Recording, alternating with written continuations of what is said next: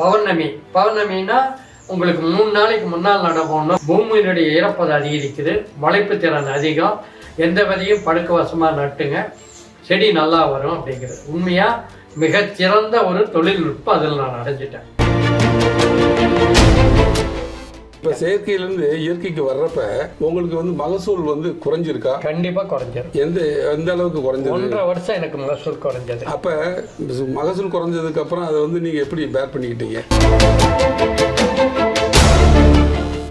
சாதாரண சின்ன விவசாயி வருவார், ஐயா நான் இது பண்ணால் நல்லா இருக்குதும்பார். ஏன் இருக்குன்னு ஒன்றே நான் பண்ண ஆரம்பிப்பேன். மிகப்பெரிய வெற்றியாக இருக்கு. ஆனால் அவங்கெல்லாம் வெளி உலகத்துக்கே என்ன ஏதுன்னு சொல்ல தெரியாது. ஆனால் நட்சத்திரம் பார்த்தா நடுறோம். சரி, எந்தெந்த பயிர் என்னென்ன நாளில் நடணும். சரி, இப்போ ஒரு செடி நடவு போடணும்னா பௌர்ணமிக்கு 48 மணி நேரம் முன்னால் நடவு போடணும்.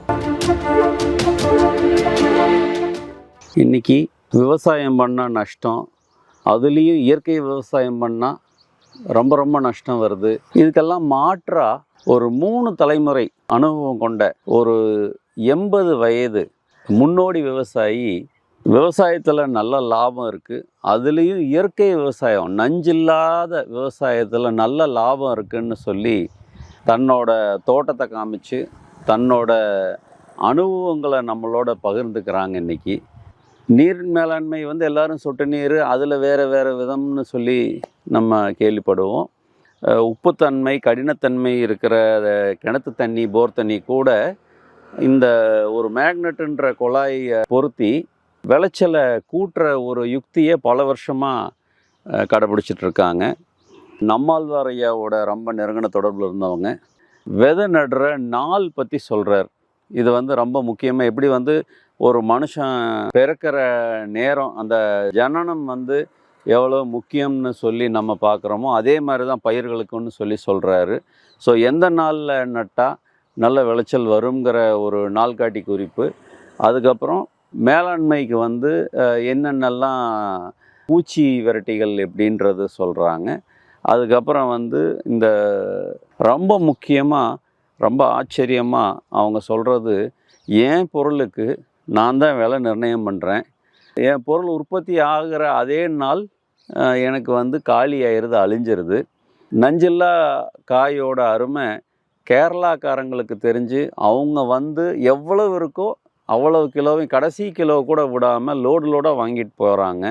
இப்போ இதை கிட்டத்தட்ட ஒரு 50 வருஷமாக நான் இந்த விவசாயத்தை ரொம்ப வெற்றிகரமாக பண்ணிகிட்ருக்கேன். இப்போ கேத்தனூரில் மட்டும் என்ன சுற்றியும் இருக்கிற பகுதிகளில் ஒரு 2000 ஏக்கர் அளவுக்கு பந்தல் காய்கறிகள் சிறப்பாக பண்ணிகிட்ருக்காங்கன்னு சொல்லி பல தரவுகளை அடிக்கிட்டே போகிறாங்க. நம்ம தமிழக விவசாயிகள் எல்லோரும் இதை பார்த்து நிச்சயமாக இதனால் பயனடையணும் அப்படிங்கிறது மட்டும்தான் எங்களோட ஆசை. மிக்க மகிழ்ச்சி. வாங்க வீடியோக்குள்ளே போகலாம்.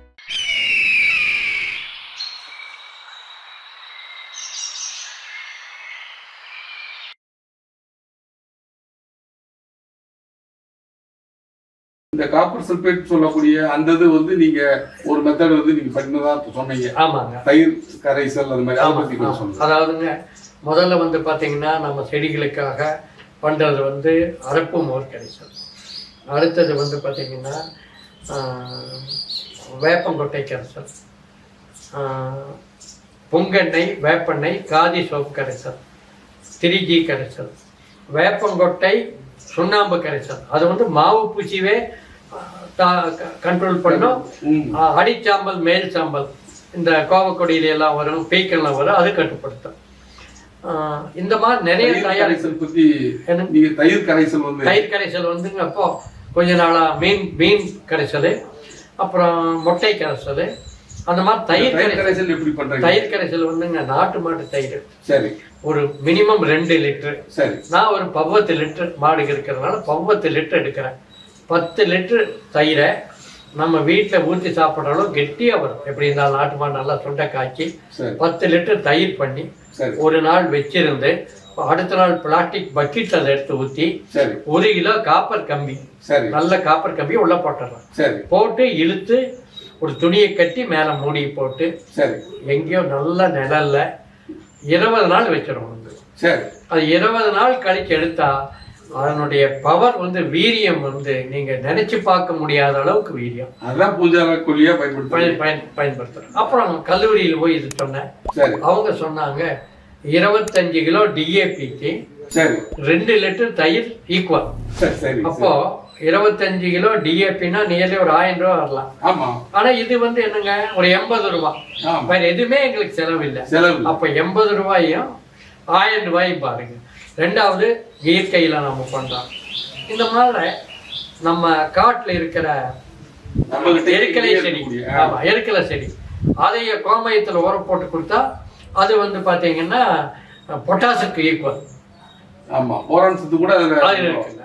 ஆமா, இந்த மாதிரி ஒவ்வொருத்தர் சின்ன விவசாயி இதை விட பெருங்காயத்தை கரைச்சி நான் கொடுக்குறோம்.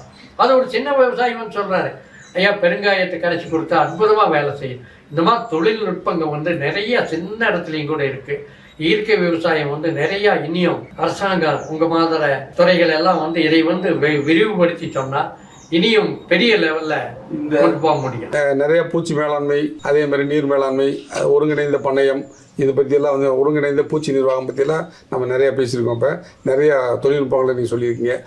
இதில் நீர் மேலாண்மை தரை காய்கறிகளுக்கு எந்த மாதிரி வந்து பண்ணுனா நம்ம வந்து ஒரு மிக எளிதில் பயிர் சாகுபடியில் ஒரு 2-3 காய்கறிகளை குறைச்சி வேலையாட்களை குறைக்கிறது எந்த மாதிரி உங்களோட அனுபவத்தை வந்து சொல்கிறேங்க. நான் 2002 இதை பற்றி விவசாய உலகம்னு ஒரு பத்திரிக்கை பேட்டி கொடுத்தேன், சொட்டு நீர் பாசனத்தை பற்றி. அதுக்கு பின்னால் பார்த்தீங்கன்னா 2002 அதுக்கு கொஞ்சம் பின்னால் அப்புறம் பசுமை விகடன் வந்தாங்க, எங்கிட்ட நிறையா பேசினாங்க. பசுமை விகடனில் நிறையா நான் எழுதியிருக்கேன். ஆயிரக்கணக்கான விவசாயி இந்த புத்தகங்களை படித்து தொழில்நுட்பங்காக இங்கே வர்றாங்க. நானும் வெளியே எந்த அரசாங்கம் அப்போ பாண்டிச்சேரியோ மற்ற உங்கள் மாதிரி துறைகளில் கூப்பிட்டா போய் பேசிட்டு வர்றோம். நானும் அம்மாவும் எங்கே கூப்பிட்டாலும் போகாமல் இருக்கிறது இல்லை. வெளிநாடு போயிட்டு வந்தப்போ ராம்நாத் டிஸ்ட்ரிக்டில் அந்த சவர தண்ணிக்கு என்ன வழின்னு கேட்டாங்க. அது மேக்னெட்டை பற்றி போய் எக்ஸ்பிளைன் பண்ணிட்டு வந்தேன். இஸ்ரேல் டெக்னாலஜி நிறையா எடுத்திருக்கேன். 2002 இந்த புஸ்தகங்களை எழுதி இந்த பசுமை விகடன் மூலிமா நிறைய கருத்துக்கள் வெளியே போன உடனே நிறைய பேர் வர ஆரம்பித்தாங்க, என்னை கூப்பிட ஆரம்பித்தாங்க. இப்போ விஐடி வேலூரில் இருக்காங்க, ஒரு மிகச்சிறந்த கல்லூரி. அங்கே பல நாட்டு மாணவர்கள் படிக்கிறாங்க.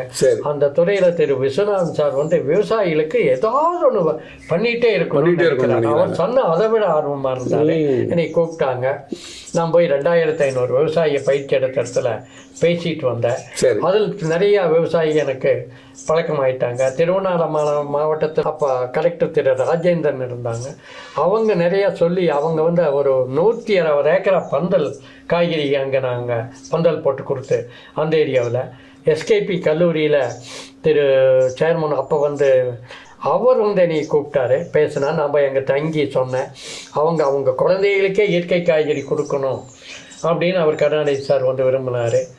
அப்போ மணிகண்டன் ஒருத்தர், அவருடைய அவர் தான் தோட்டத்தை பார்த்து அவரை பல தடவை இங்கே வந்து தொழில்நுட்பம் செஞ்சு அந்த குழந்தைகளுக்கே இயற்கை காய்கறி தான் கொடுத்தாங்க. அந்த கல்லூரியிலையும் பள்ளியிலையும் 5 ஏக்கரா காய்கறி பந்தல் போட்டு செஞ்சாங்க.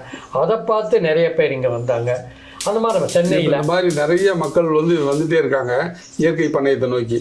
இன்றைக்கி நிறையா வந்து பார்த்தோம் அப்படின்னா நிறையா, அதாவது நான் மாதம் 4 லட்ச ரூபா வாங்கக்கூடிய மென்பொருள் பொறியாளர்கள், சாஃப்ட்வேர் இன்ஜினியர்ஸ், ஒரு 8 வருஷம் 10 வருஷம் வேலை பார்த்ததுக்கப்புறம் அதுக்கு மேலே வந்து நம்ம இந்த மாதிரி இயற்கை பண்ணையத்தை நோக்கி போகலாம்னு சொல்லி வந்து வர்றாங்க. நிறைய இடங்கள்லையும் ஆரம்பிச்சிருக்காங்க. அவங்கள அந்த மாதிரி வர்றவங்க வந்து நம்மகிட்ட வந்து பயிற்சி எடுத்து வர்றாங்க. நிறைய அறிவுரை உட்கார்ந்து ஒரு நாள் தங்க வச்சு சாப்பிட வச்சு அறிவுரை சொல்லி தான் அனுப்புகிறோம்.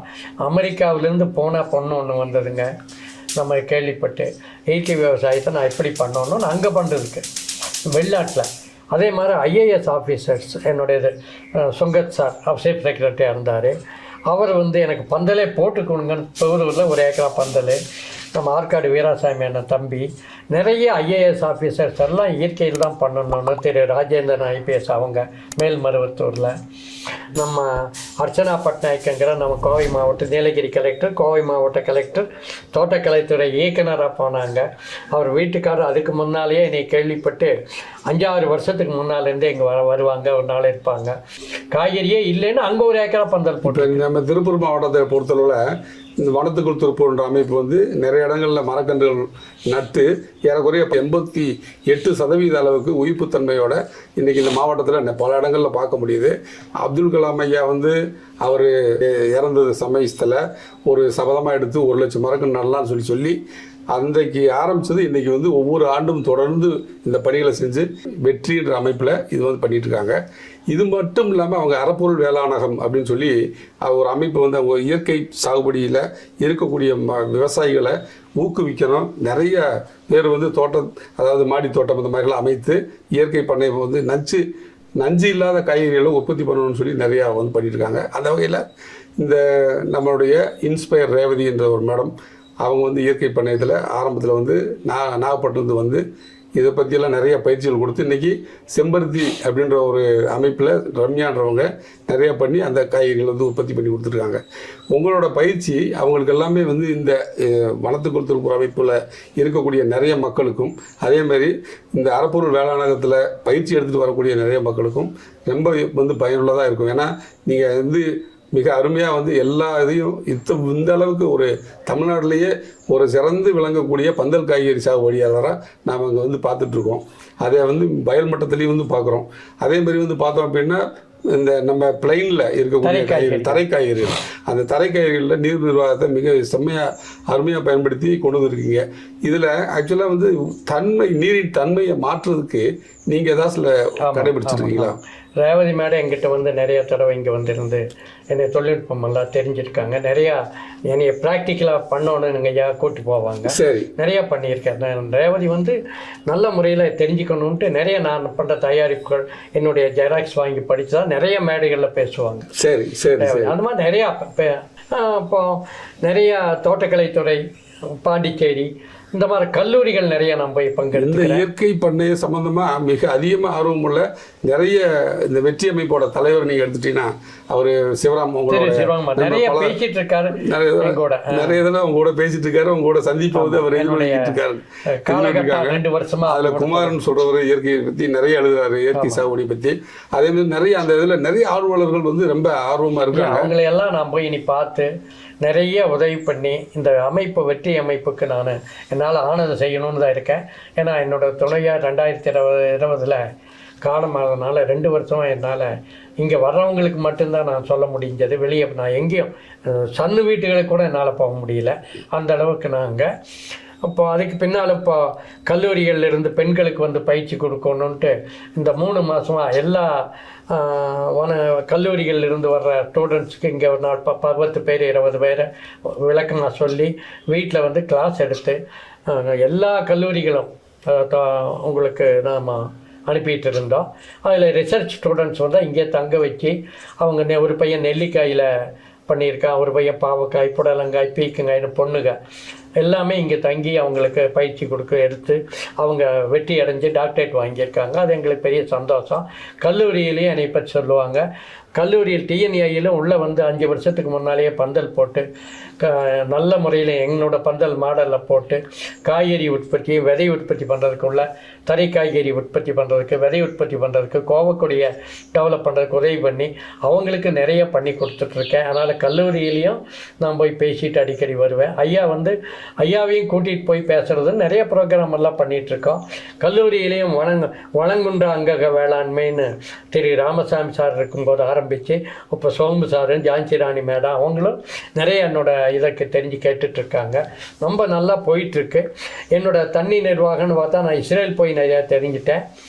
அப்போ ஒரு 15 வருஷத்துக்கு முன்னாலேயே இந்த மேக்னெட்டுன்னு ஒன்று சொன்னாங்க. நான் கொண்டாந்து போட்டேன்.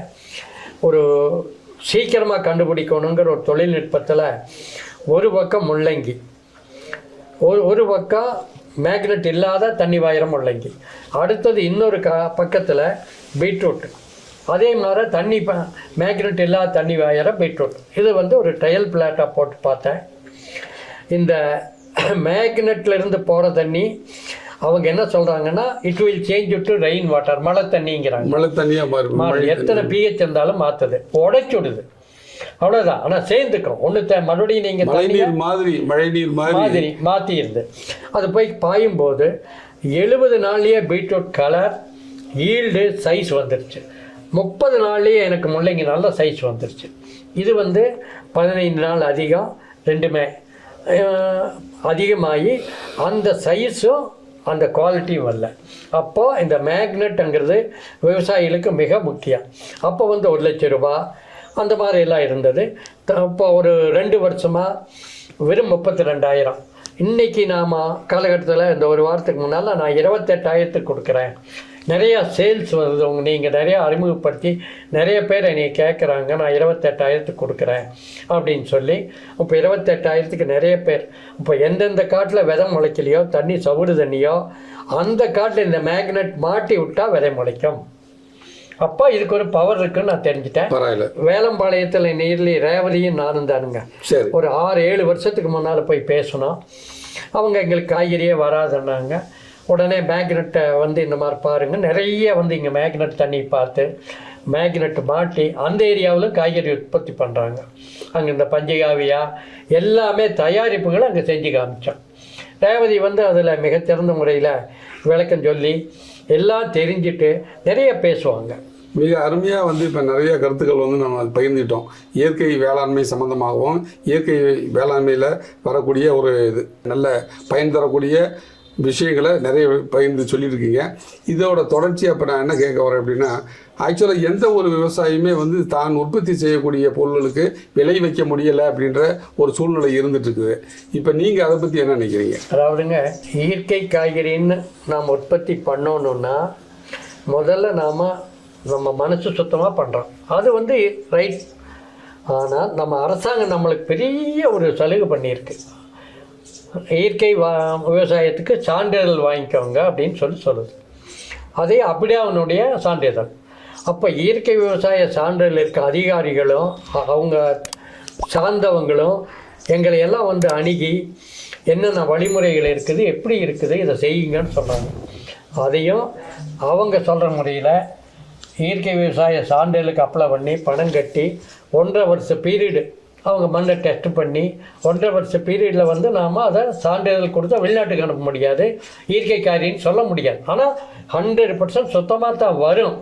ஆனால் அது ஒரு காலம்னு அவங்க நிர்ணயித்து நாம் பண்ணும்போது நாம் வந்து நாள் குறிப்பு அந்த விவசாய சான்றிதழ் வாங்கிட்டு நாம் டெய்லி ஆக்டிவிட்டீஸ் செய்கிற விவசாயத்தை ஒவ்வொரு காய்கறிக்கும் ஒரு பக்கம் போட்டு என்னென்ன செய்கிறோம், என்ன நடவு போட்டால் எந்த தேதி என்னங்கிறது நாம் குறிக்கணும். அவங்க அதை விட சிறந்த தொழில்நுட்பம் என்ன கொண்டு போகிறாங்கன்னா, 1 வருஷம் அடுத்த வருஷம் நீங்கள் என்ன பண்ண போகிறீங்க அப்படின்னு என்னென்ன இடுபொருட்கள் தயாரிக்க போகிறீங்க, அதுக்கு என்னென்ன நீங்கள் உங்கள்கிட்ட இருக்குது, எவ்வளவு சாணி, எத்தனை கிலோ சாணி, எத்தனை கிலோ கோமயம், எத்தனை கிலோ மோர், எத்தனை கிலோ இலைகள், என்னென்ன பண்ணணும், வெளியிருந்து எதாவது வாங்குவீங்களா, அப்படி என்ன நீங்கள் வேணும், மண்புழு உரம் எவ்வளோ தயார் பண்ணுவீங்க, நாட்டு மாட்டு சாணி எத்தனை வருது, இத்தனை வருதுன்னு எல்லா ஒரு டேட்டாவை நாங்கள் எழுதி கொடுக்குறோம். அடுத்தது வந்து பயிர் அப்படின்னா எந்தெந்த மாதத்தில் என்னென்ன பயிர் பண்ணுவீங்க, அது எந்தெந்த ஏரியாவில் சுமார் நீங்கள் எத்தனை எஸ்எஃப் நம்பர் எந்தெந்த காட்டில் எவ்வளோ பண்ணுவீங்க, என்னென்ன பயிர் எத்தனை ஏக்கரா பண்ணுவீங்கன்னு ஒரு டேட்டா வாங்குவாங்க. இதில் கரெக்டாக நாங்கள் கொடுத்துருவோம். பந்தல் எவ்வளோ பண்ணுவோம், அவ்வளோ பண்ணுவோம். இப்போ ஒரு மாற்றம் வருது, ஒரு எஸ்எஃப் நம்பர் மானால் நாங்கள் எழுதி போட்டுருவோம். சார் எங்களுக்கு இந்த எஸ்எஃப்லேருந்து இந்த எஸ்எஃப்ல 60 சென்ட்டுக்கு பதிலாக 1.5 ஏக்கராகவே போட்டேன், இந்த சர்வே நம்பரில் இந்த காய்கறி நட்டி இருக்கிற இந்த தேதி நட்டி இருக்கிறோம் அப்படின்னு போட்டுருவோம். இப்போ நான் பீக்கன் வந்து 1 ஏக்கரா நட்டலான்ட்டு இருந்தேன் இந்த வருஷம். இப்போ நான் நீல 2.25 ஏக்கரா நட்டிட்டேன். உடனே 2.25 ஏக்கரா பீக்கன் இந்த எஸ்எஃப் நம்பர் 108, 107 நட்டியிருக்கேன்னு எழுதி போட்டேன். அவங்க எப்போ வேணால் வந்து அந்த காய் எடுப்பாங்க. இத்தனை நாளில் காய் வந்துடும்னு அவங்களுக்கு தெரியும். எப்போ வேணால் எடுப்பாங்க, எங்களுக்கு தெரியாது. அவங்க அந்த எஸ்எஃப் நம்பருக்கு உண்டான கருவி கொண்டு வந்து நின்று அங்கே அஃபீஷியல்ஸ் என்ற பேர் போட்டு டேக் போட்டு எந்த தோட்டத்தில் வேணாலும் இயற்கை காய்கறி எடுத்துகிட்டு போவாங்க. டெஸ்ட் பண்ணி அந்த ரிப்போர்ட் வந்தால் தான் நம்ம காய் நல்லா இருக்குதுங்க உங்களுடைய எந்த முறையில் பண்ணீங்கன்னு மறுபடியும் எங்களை கேட்பாங்க. அப்போ தான் எங்களுக்கு அப்படியா என்ன வேலை செஞ்சுருக்குன்னு தெரியும். உலகத்திலேயே இந்த மாதிரி ஒரு சாதனை பண்ணுறது நம்ம அப்படியா இந்த சர்டிபிகேஷன் இருந்தா நாம எங்க வேணாலும் காய் வைக்கலாம். இப்ப தமிழ்நாடு அரசு வந்து சான்றளிப்பு துறை, அங்ககத்துறை இருக்கு. ஆமாங்க. அதன் மூலமா வழங்கக்கூடிய சான்றிதழ்களும் இருக்கு. அப்பிடா வந்து அந்த சான்றளிப்பு துறை மூலியமா தான் அப்பிடா எங்களுக்கு அப்பிடா கொடுக்குறாங்க. அந்த சான்று வந்து வச்சு நம்ம பண்ணிட்டு இருக்கோம். இந்த காய்கறிகளுக்கு அங்க வந்து ஒரு குறிப்பிட்ட மார்க்கெட்ல நம்மளுக்கு வந்து அந்த பிரைஸ் வந்து நீங்க சொல்ற பிரைஸ் நீங்க என்ன கேட்டீங்கன்னா எப்படி விலை நிர்ணயம் கேக்குறேன். ஆமா, அதாவது இயற்கை காய்கறி 22 வருஷமா சரி இன்னைக்கு வரைக்கும் நான் என்ன விலை போடுறேன்னா அதான். ஏன்னா ஏன் இந்த விலைன்னு கேட்க மாட்டேன். மனசுக்கு நாம நியாய தர்மமா மற்றவங்களும் வந்து இயற்கை காய்கறி விலை எச்சுன்னு சொல்லாம இருக்கிற அளவுக்கு தான் நான் என்ன பொறுத்த அளவுக்கு நான் போடுறேன். இப்போ வெளியே 3 மாசத்துக்கு முன்னால 80 ரூபாய் பீக்கங்க, 60 ரூபா பாவக்காய், 60 ரூபா 50 ரூபா புடலங்காய் விற்றது. நான் எல்லாமே நேர்லேயே 50 ரூபா 40 ரூபா தான் போட்டேன். எப்பவும் அதே மாதிரி தான். சரி, இயற்கை காய்கறிக்கு என்ன அப்படின்னா என்ன இருந்தாலும் கொஞ்சம் விலை எச்சு தான் வரும். ஒரே காரணம் வாங்குற விழிப்புணர்வு இங்கே இல்லை. 10 கிலோ வாங்கினா கொண்டு போனால் ஒரு கிலோவுக்கு 10 ரூபா சென்னைக்கு பஸ் சார்ஜ், பெங்களூருக்கு 10 ரூபா, ஹைதராபாத்துக்கு 12 ரூபா டிரான்ஸ்போர்ட் காசு ஒரு கிலோவுக்கு இவ்வளோ வருது போக்குவரத்து செலவு. ஆமாம், அவங்க செலவு. இப்போ இதை வந்து ஜனங்கள் நிறைய வாங்க ஆரம்பித்தா இப்போ நிறையா உற்பத்தி. இப்போ கேரளா மாதிரி நம்ம தமிழ்நாட்டில் இன்னும் மக்களுக்கு இயற்கை பற்றி உணர்வு இல்லை. இங்கேருந்து நிறைய காய்கறிகள் கேரளாவில் வந்து இன்னைக்கு அவங்க எப்போ 2 வருஷத்துக்கு முன்னாடி சொன்னாங்களோ அவனவன் தேடிட்டு வர்றான். எனக்கு இத்தனை காய்கறி வேணும், எவ்வளோ ரூபா கட்டணும் சொல்லுங்கள், கட்டுறேங்கிறான். பணம் வண்டியை கொண்டு வர்றான், நாங்கள் பொறுக்கி கொடுத்தா இத்தனை வேணும் அத்தனை வேணுங்கிறது இல்லை, எவ்வளவு இருந்தாலும் எடுத்துக்கோ. இதில் ஒரு நல்ல நிலையான ஒரு விலை வந்து உங்களுக்கு கிடைக்கிறதுனால எந்தவித ஒரு பாதிப்பும் இல்லை. கண்டிப்பாக பாதிப்பு இல்லை. மிகச்சிறந்த தக்காளி ரேட்டு வந்து ரொம்ப மலிவாக வந்து வந்த சமயங்கள்லாம் நீங்கள் என்ன பண்ணுறீங்க? அப்போ வந்துங்க நாம் அவங்ககிட்ட சொல்லி அப்போ 10 ரூபாய்க்கு வெளியே தக்காளி இருக்குதுனால நம்ம 20 ரூபா போட்டு கொடுக்குறாங்க. அவங்களே நீங்கள் இயற்கையாக பண்ணுறீங்க, நாளைக்கு எங்களுக்கு கொடுக்கணும். 100 ரூபா வந்தடிக்கு நான் 70 ரூபா தான் போடுவேன், 100 ரூபா போட மாட்டேன். வெங்காயம் 100 ரூபாய்க்கு விற்றது, சின்ன வெங்காயம், அப்போ நான் 60 ரூபா தான் போடுறேன். எங்களுக்குள்ள ஒரு கருத்து. ரெண்டாவது, நான் வளர்றது பறத்தாது, என்னை சார்ந்து இருக்கிறவங்க வளர்ந்தா தான் நம்ம வளர முடியுங்கிறதுனால எல்லா இதுலேயுமே நான் அந்த பாலிசி தான் கொண்டு போகிறேன். இயற்கை காய்கறி வந்து நிறைய வரமாட்டேங்கிறாங்க, பயந்துக்கிறாங்க. ஆனால் இளைஞர்கள் இப்போ சாஃப்ட்வேர் இன்ஜினியரில் வெளிநாட்டில் இப்போ வர்றவங்க வெளிநாட்டில் இருந்தெல்லாம் கேட்குறாங்க, நான் வந்து விவசாயம் செய்ய முடியுமான்னு. செய்ய முடியும்னு சொல்லி இப்போ ஒரு 6-7 பேர்த்துக்கு வெளிநாட்டில் இருக்கிறவங்க பந்தல் நான் இங்கேருந்து ஆளுகளை அனுப்பி போட்டு கொடுக்குறேன். அவங்க போய் எல்லாமே சர்வீஸ் மட்டும்தான், நான் எங்கேயும் போக முடியாது. அவங்க வந்து தெரிஞ்சு அவங்களே பொருள் வாங்கி வச்சுருந்தா பந்தல் போட்டு கொடுத்து, சிங்கப்பூரில் வேலை செஞ்சவங்க, துபாயில் வேலை செய்கிறவங்க எல்லாமே பந்தல் போட்டு அவங்க பேட்டியும் பசுமை வீடெல்லாம் வந்துருக்குது. நிறையா இதுலேயும் வந்துருக்கு, யூடியூப்லேயும். நான் ஐயாவை கேட்டு பண்ணுறேன்ட்டு 1.5 ஏக்கரா தான் முதல்ல போட்டான், இன்னும் 4 ஏக்கரா வச்சுருக்கான் வெளிநாட்டுக்காரன். அந்த சம்பளத்தை விட்டுட்டு சரி ஜனங்களுக்கு ஒரு பெரிய சேவை பண்ணுறான், எனக்கு அதை விட லாபம் வச்சு வருதுங்கிறான். அந்த மாதிரி நிறைய பேர் இந்த எதிர்பார்ப்பு தான் மக்கள் மத்தியில் வந்து மிக அதிக அளவில் ஒரு நல்ல ஒரு விழிப்புணர்வு இப்போ ரீசெண்டான சமயங்களில் கொடுத்துட்டு வருது. நிறைய இயற்கை விவசாயிகள் வந்து நிறைய உருவாகிட்டு இருக்காங்க. அன்றாட வந்து உங்களை பற்றி நிறையா வந்து இங்கே நம்ம திருப்பூர் மாவட்டத்தில் இயற்கை விவசாயம் சொன்னால் உங்களை பற்றி எல்லாம் நிறையா பேசுகிறாங்க. எல்லா இதுலேயுங்க, கர்நாடகாவாகட்டும், கேரளாவாகட்டும், ஆந்திராவாகட்டும், எல்லா இதுலேயும் நான் போகிறேன், சொல்கிறேன், கேட்குறாங்க. பந்தல் வந்து ரொம்ப சிம்பிளாக என்னோட பந்தல் எப்படி இருக்கோ அதே முறையில் 170 காலில் பந்தல் போட்டு கொடுக்குறேன். இதில் அப்போ ரீசெண்டாக 1 வருஷத்துக்குள்ளே கேரளா பார்டர், அதாவது போடி நாய்க்கனூரில் ஒரு கேரளாக்காரரும் நம்ம தமிழ்நாட்டுக்காரரும் 20 ஏக்கரா இப்போ பந்தல் போட்டாங்க. அவங்க 50 ஏக்கரா போட போகிறாங்க.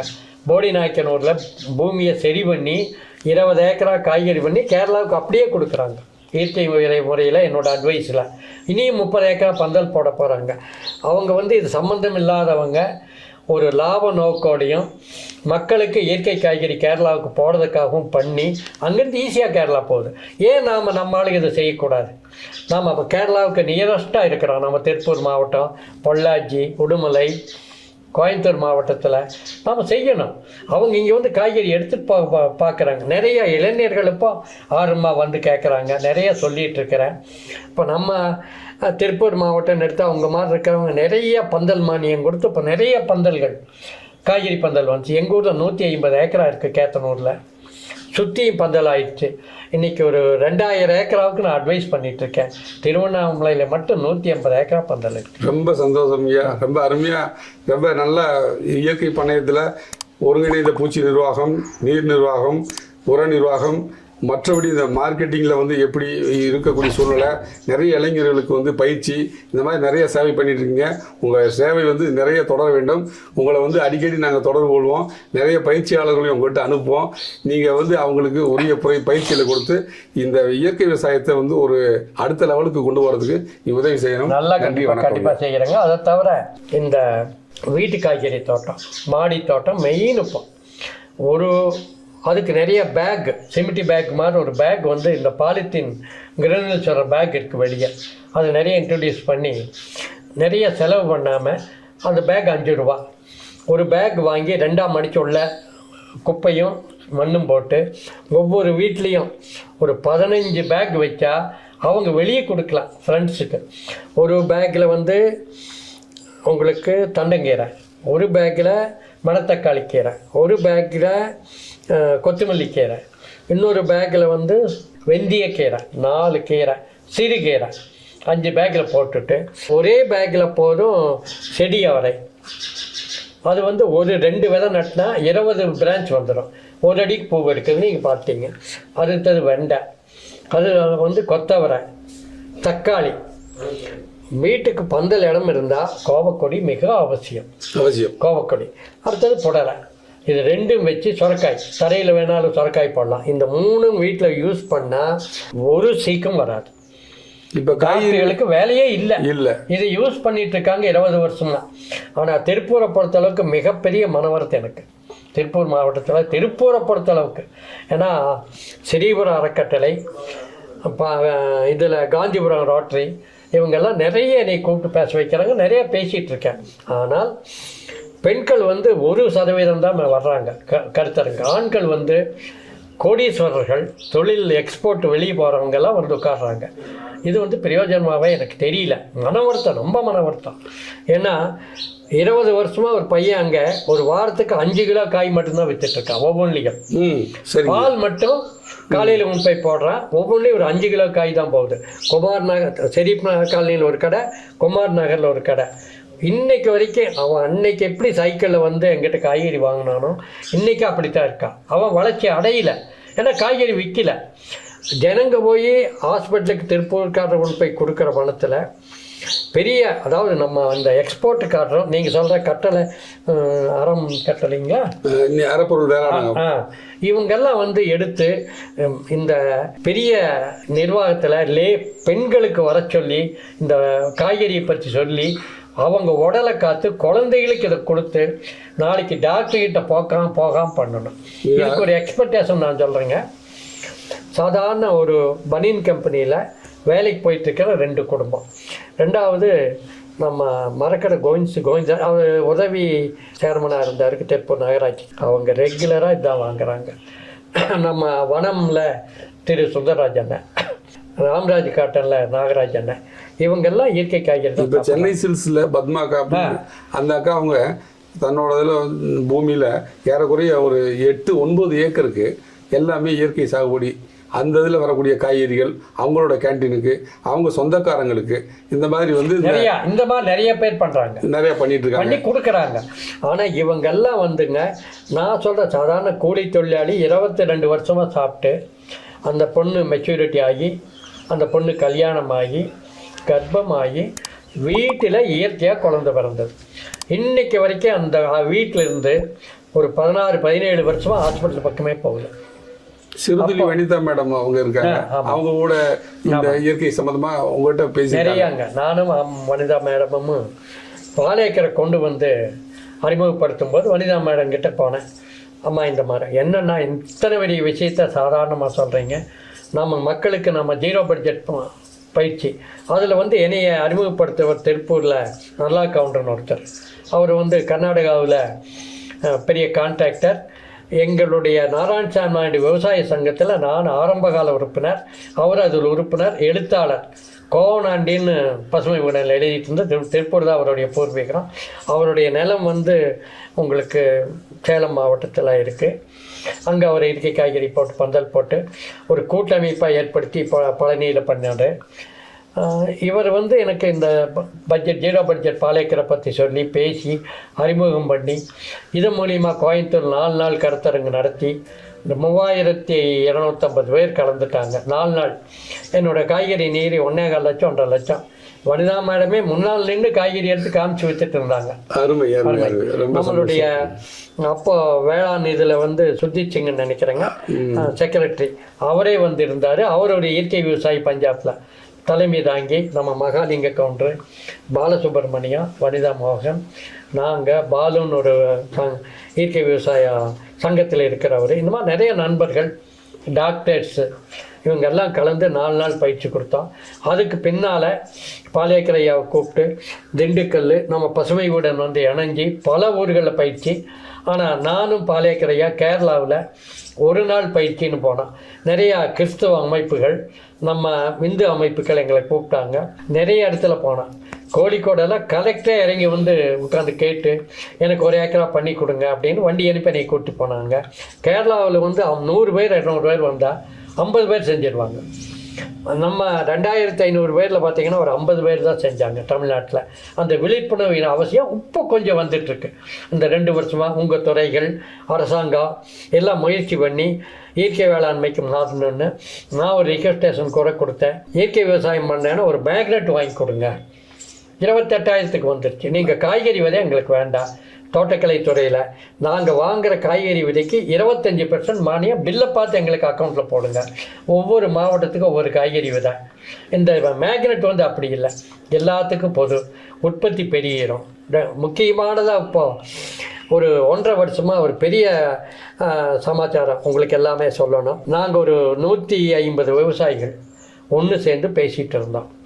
கோயம்புத்தூர்லேருந்து கழிவு தண்ணி வருது, அதாவது அந்த ஸ்வீப்பேஜ் வாட்ரு நெசவாளர் இருக்காளின்னு நொயல் மூலமாக நொயல் இல்லைங்க, தனியாக அந்த வேஸ்ட் வாட்டர் டிச்சி தண்ணி வருது, ஒண்டிப்புதூரில் வந்து சேருது. சரி, அந்த இடத்துல சுத்தரிக்கிறாங்க. இந்த நம்ம கார்பரேஷன், கோயம்புத்தூர் கார்பரேஷன் சுத்தரிக்குது.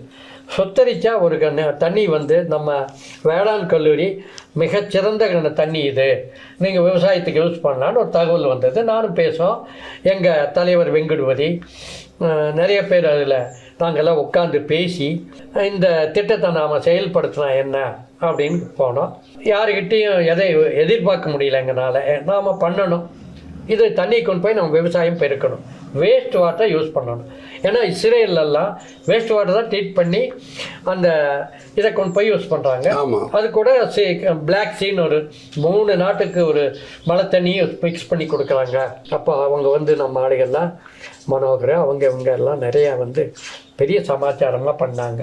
இப்போ இதை வந்து நாங்கள் ஆளுக்கு கொஞ்சம் கொஞ்சம் பணம் போட்டோம். 5 கோடி, 1 கோடி, 50 லட்சம், 10 லட்சம், 1 லட்சம், 20,000, 30,000 போட்டு ஒரு 10-15 லட்ச ரூபா சேர்த்தி 1 லட்சம் லிட்டர் தண்ணி எங்கள் காட்டுக்கு வரணுன்னா 20-30 லட்சம் செலவாகும். ஆனால் பர்மனெண்ட் டெய்லி வந்துடும் அப்படிங்கிறது எங்களுடைய திட்டம். எங்களுக்கு உதவி செய்கிற பழைய retired officers, PWD, line engineers, பைப்பை பதிக்கிறவங்க, இன்கம் டேக்ஸ்லேருந்து வந்தவங்க, இதை வந்து ஒரு சங்கமாக மாற்றி பண்ணுங்கன்னாங்க. பண்ணுனா நாங்கள் அரசாங்கத்துக்கிட்ட எங்கள் இதை வந்து கோரிக்கை கொடுத்துருக்குறோம். இப்போ தண்ணி வந்து ஒரு 13 கிலோமீட்டருக்கு வந்துருச்சு. பெரிய பைப் போட்டுங்க, ரொம்ப சந்தோஷம். 1.5 லட்சம் லிட்டர் ஒரு நாளைக்கு அவுட்லெட் ஆகுது. திட்டம் எப்போ வந்து 6 மாதத்தில் வரணுங்க. 1.5 லட்சம் லிட்டரை யார் யார் எவ்வளோ வேணும் அப்படின்னு பங்கிட்டு இருக்கிறோம். நியர்லி 1.48 வந்துருச்சு, போதும். அப்போ எங்களுக்கு கொஞ்சம் ரேட் குறையும். அரசாங்கத்தை நாங்கள் என்னப்போ எதிர்பார்க்குறோன்னா, இந்த திட்டம் வந்து பெரிய திட்டம், ஆயிரக்கணக்கான ஏக்கர் பாசனம் பண்ண போகிறோம், வெற்றி அடைய போகிறோம். அதில் வந்து சிஎஸ்ஆர் ஃபண்டுன்னு ஒன்று எல்லா பெரிய தொழிற்சாலைகளுக்கு இருக்குது. அதில் திரு விஜயகுமார் வந்து அவருடைய பங்களிப்பு கேள்விப்பட்டு ஒரு பெரிய மேல்நிலை தொட்டி 75 அடி உயரம், ஒரு ஆஃபீஸ் இடம், கட்டடம் இடம் எல்லாமே கொடுத்துட்டார். அவர் அது கட்டி கொடுக்குறார் ஃப்ரீயாக. இந்த மாதிரி வேறு இண்டஸ்ட்ரிக்காரையும் நாங்கள் தொடர்பு வச்சிட்ருக்கோம். அரசாங்கத்தில் மிக முக்கியமாக எதிர்பார்க்குறோம், இந்த திட்டத்தை நீங்கள் எங்களுக்கு ஹெல்ப் பண்ணுங்கள், என்ன முடியுமோ அதை பண்ணி இதை வந்து சக்ஸஸ் பண்ணி தமிழ்நாட்டில் இருக்கிற அத்தனை வேஸ்ட் வாட்டரை யூஸ் பண்ணி நீங்கள் விவசாயம் பண்ண ஆரம்பித்தா ஒரு சிறந்த முயற்சி. ஆமாம், தண்ணி வந்து உங்களுக்கு சுத்தமாகிடுது, யூஸ் பண்ணுறோம். எல்லா தமிழ்நாடு முழுவதும் இதை கொண்டு போகணும். எங்கள் திட்டம் கண்டிப்பாக நாங்கள் வெற்றி காமிப்போம். இந்த தண்ணியை கொண்டு வந்து பேரலில் பிடிச்சி வச்சு நாங்கள் கொண்டு வந்து காய்கறி பயிர் பண்ணி பார்த்தாச்சு. ரொம்ப மிக சிறந்த முறையில் வருது. காய்கறி பயிரும் காய் எல்லாமே சிறந்த வருது. பேரல்ல கார்கள்லையும் வேனுகள் எடுத்து வந்து நாங்கள் பண்ணிட்டோம். அப்போ தண்ணி வந்துடுச்சு. அடுத்தது ஒவ்வொரு ஊர்லேயும் மேல்நிலை கீழ்நிலை தொட்டி கட்டி அங்கேருந்து சம்பிலேருந்து அந்த கிராமத்துக்கு ஏற்றணும். இதுக்கு நிறையா உதவி பண்ணணும். நிறைய மக்கள் விவசாயிகளுக்கு ஒரு உதவி பண்ணி பெரிய பெரிய கம்பெனி சிஎஸ்ஆர் ஃபண்டில் வர்றது கொடுத்து எங்களுக்கு உதவி பண்ண மாடலாக வந்து நாங்கள் உலகத்துக்கே ஒரு மாடலாக வந்துடும். உறுதியாக வந்து அது இதுக்கு சக்ஸஸ் பண்ணுறதுக்கு உண்டான முயற்சிகள் எங்களுக்கு தேவை. இதை வந்து அரசாங்கமும் மற்றவங்களும் பெரிய தொழில் மேதைகளும் தொழில் உற்பத்தியாளர்கள் எங்களுக்கு உதவி பண்ணுவாங்கன்னு எதிர்பார்த்து இந்த உதவியை முடிச்சுக்கிறேன். நல்ல வழியில் இந்த வேளாண்மை வந்து இயற்கை வேளாண்மை வெற்றி அடைய சிறுவர்கள் வந்து நிறையா வந்து இளைஞர்கள் வந்து பெண்கள் வந்து சக்ஸஸ் பண்ணணுங்கிற என்னுடைய கருத்து. ரொம்ப நன்றிங்க. ரொம்ப நன்றி. ரொம்ப சந்தோஷம். நன்றி.